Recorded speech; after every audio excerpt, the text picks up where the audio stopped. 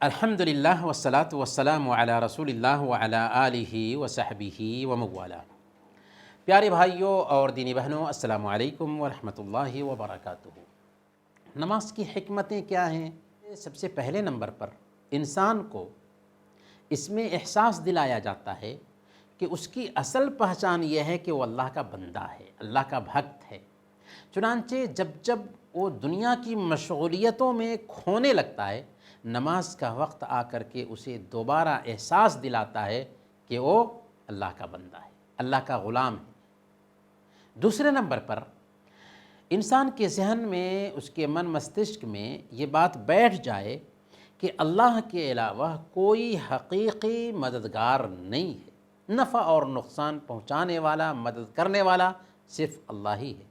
اگرچہ دنیا میں کچھ لوگ سہارا بنتے ہیں، مادھیم بنتے ہیں، یہ دنیاوی کاموں کے اعتبار سے مادھیم ہیں، ورنہ اللہ تک پہنچنے کے لیے کسی کے سہارا کی کوئی ضرورت نہیں ہے اسلام میں۔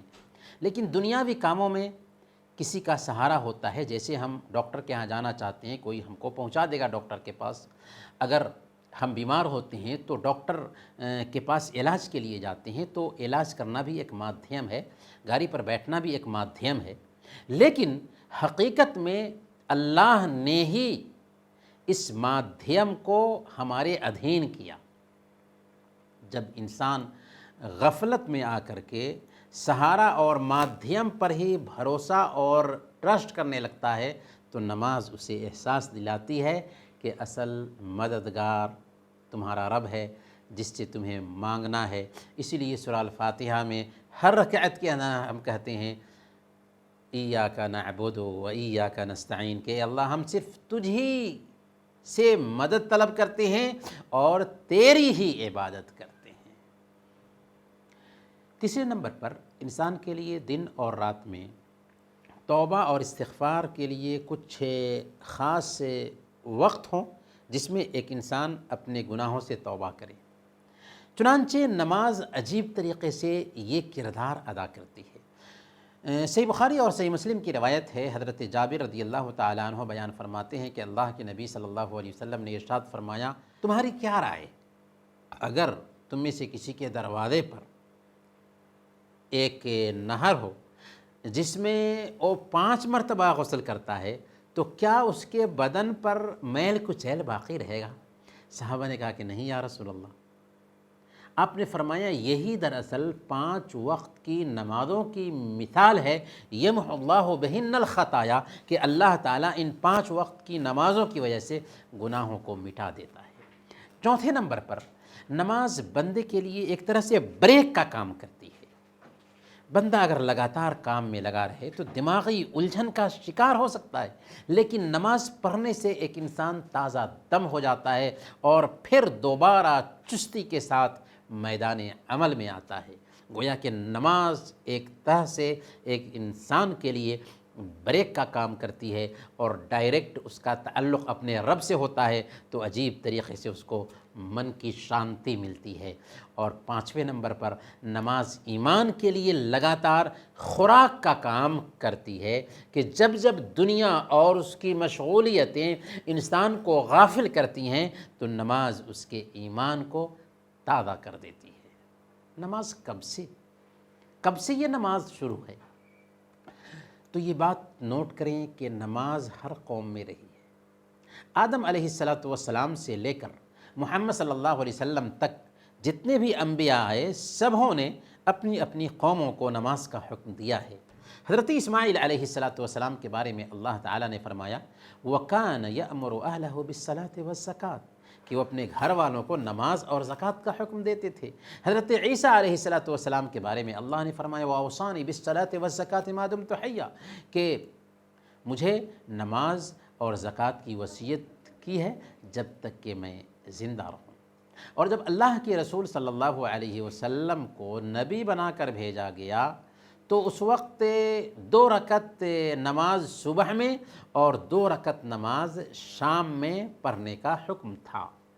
پھر جب اسراء اور معراج کی رات 50 وقت کی نمازیں فرض کی گئیں، جن میں اللہ کے نبی صلی اللہ علیہ وسلم حضرت موسیٰ علیہ السلام کے مشورے پر اللہ کے پاس جا کر کے کم کرایا، یہاں تک کہ 50 وقت کی نماز 5 وقت کی کر دی گئی۔ البتہ کہا گیا ہے خمسن وہی خمسون، کہ یہ 5 وقت کی تو نماز ہے، لیکن ثواب میں 50 وقت کی ہی نماز ہوگی، یعنی 50 وقت کی ہی نماز کا ثواب ملے گا۔ اللہ اکبر۔ تو یہ نماز 5 وقت کی ادا کرتے ہیں، لیکن ہمیں ثواب 50 وقت کا ہی ملے گا، لہذا نماز کی ادائیگی ہر حالت میں ہونی چاہیے۔ نماز کی اہمیت کیا ہے؟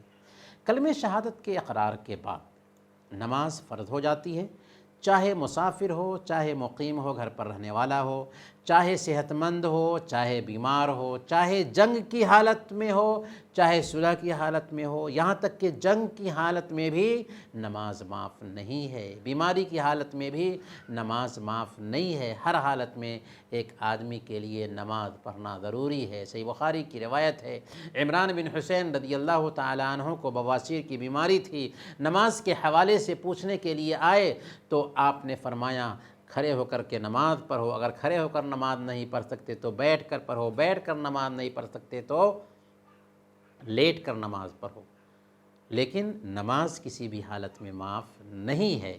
نماز ایک ایسی عبادت ہے جس کی اللہ کے نبی صلی اللہ علیہ وسلم نے اپنی زندگی کے آخری لمحے میں وصیت کی ہے۔ آپ نے فرمایا الصلاۃ وما ملکت ایمانکم، کہ نماز قائم رکھنا اور اپنے ادھین لوگوں، اپنے نوکروں کے ساتھ میں اچھا ویوہار کرنا۔ نماز ایک انسان کو اشلیلتا، بے حیائی اور برے کاموں سے بھی روکتی ہے۔ اللہ تعالیٰ نے فرمایا سورہ العنکبوت آیت نمبر 45، ان الصلاۃ تنہی عن الفحشاء والمنکر، نماز ایک انسان کو بے حیائی اور برے کاموں سے روک دیتی ہے۔ نماز سب سے افضل بدنی عبادت بھی ہے۔ صحیح بخاری اور صحیح مسلم کی روایت ہے، اللہ کے نبی صلی اللہ علیہ وسلم سے پوچھا گیا تھا ای العمل احب الی اللہ، اللہ کے پاس سب سے پسندیدہ عمل کون سا ہے؟ تو آپ نے فرمایا الصلاۃ علی وقتہا، کہ نماز کو اپنے وقت پر ادا کرنا۔ نماز نور ہے، نماز لائٹ اور روشنی ہے۔ صحیح مسلم کی روایت ہے، اللہ کے نبی صلی اللہ علیہ وسلم فرماتے ہیں الصلاۃ نور، نماز روشنی ہے، اس سے ہمیں روشنی ملتی ہے، جو نماز نہیں پڑھتا وہ اندھیرے میں ہے۔ نماز جنت میں داخلے کا سبب بھی ہے۔ صحیح مسلم کی روایت ہے، ربیعہ بن کعب اسلمی رضی اللہ تعالیٰ عنہ کہتے ہیں کہ میں اللہ کے نبی صلی اللہ علیہ وسلم کے پاس رات گزارتا تھا اور میں آپ کو وضو کا پانی وغیرہ دیا کرتا تھا۔ میں ایک رات اللہ کے نبی صلی اللہ علیہ وسلم کو وضو کا پانی دینے کے لیے آپ کے پاس آیا تو آپ نے مجھ سے فرمایا تھا کہ مانگو۔ میں نے کہا اسألک مرافقتک فی الجنہ، یا رسول اللہ میں چاہتا ہوں کہ آپ کی صحبت میں رہنا نصیب ہو جائے مجھے جنت میں، جنت میں آپ کی صحبت چاہتا ہوں۔ آپ نے فرمایا کیا اور کوئی چیز؟ آپ نے فرمایا نہیں، بس ہمیں یہی چیز چاہیے۔ آپ نے فرمایا فَأَعِنِّي عَلَى نَفْسِكَ بِكَثْرَةِ السُّجُودِ، زیادہ سے زیادہ تم نمازیں پڑھا کرو۔ تو گویا کہ نمازیں دراصل ہمیں جنت میں لے جائیں گی۔ اور نماز چھوڑنے والے کا کیا حکم ہے؟ کلمہ شہادت کے اقرار کے فوراً بعد جب نماز فرض ہو جاتی ہے تو یہ ایسے ہی ہے جیسے کہ ہم اپنے بچے کا ایڈمیشن کرا لیتے ہیں اور بچے کو اسکول نہ بھیجیں تو ہم اپنے بچے کو لاکھ سمجھائیں یا ہم اپنے تئیں یہ سوچیں کہ میرا بچہ فلاں اسکول میں پڑھتا ہے لیکن وہ اس اسکول کا اسٹوڈنٹ نہیں سمجھا جائے گا۔ اگر ہم کسی کمپنی میں جاب حاصل کر لیں اور کام کرنے کے لیے نہ جائیں تو کسی بھی صورت میں ہم اس کمپنی کے ملازم نہیں سمجھے جائیں گے۔ بالکل ویسے ہی اگر کوئی آدمی کلمہ لا الہ الا اللہ کا اقرار کر لیتا ہے اور لا الہ الا اللہ کی جو مانگ ہے کہ ایک اللہ کی عبادت کریں گے اور میری عبادت محمد الرسول اللہ صلی اللہ علیہ وسلم کے طریقے کے مطابق ہوگی، تو عبادت میں سب سے پہلے نمبر پر نماز ہی کا درجہ آ رہا تھا۔ لہذا نماز جو نہیں پڑھتا ہے اور اس کا انکار کرتا ہے، اس کے بارے میں سارے علماء اس بات پر سہمت ہیں، متفق ہیں کہ ایسا انسان کافر ہے۔ اور اگر سستی سے اسے چھوڑتا ہے تو یاد رکھیں کہ یہ بھی کفریہ عمل ہے، یہ بھی اسلام سے نکال دینے والا عمل ہے۔ ذرا غور کریں، سنن ترمذی کی روایت ہے، اللہ کے نبی صلی اللہ علیہ وسلم فرماتے ہیں العہد الذی بیننا وبینہم الصلاۃ، ان کے بیچ یعنی غیر مسلموں کے بیچ اور ہمارے بیچ فرق کرنے والی جو چیز ہے، ایگریمنٹ جس چیز کا ہے وہ نماز کا ہے۔ فمن ترکہا فقد کفر، جس نے اسے چھوڑا اس نے کفر کیا۔ اور صحیح مسلم کی روایت میں اللہ کے نبی صلی اللہ علیہ وسلم بیان فرماتے ہیں ان بین الرجل وبین الشرک والکفر ترک الصلاۃ، کہ ایک انسان اور کفر اور شرک کے بیچ فرق کرنے والی چیز نماز کا چھوڑنا ہے۔ تو اس کا کیا مفہوم آپ لیں گے؟ اللہ کے نبی صلی اللہ علیہ وسلم نے کلیئر انداز میں بتا دیا ہے، لہذا ہمیں کہنے کی ضرورت نہیں ہے کہ بے نمازی کا کیا حکم ہے۔ اللہ کے نبی صلی اللہ علیہ وسلم کے الفاظ پہ ہی غور کر لیں، بات ہمیں اچھی طرح سے سمجھ میں آ جائے گی۔ اس لیے اگر کوئی انسان نماز نہیں پڑھتا ہے تو نماز کی طرف اسے دھیان دینا چاہیے، یہ ہمارے ٹینشن کا بھی سب سے بہتر علاج ہے۔ فرض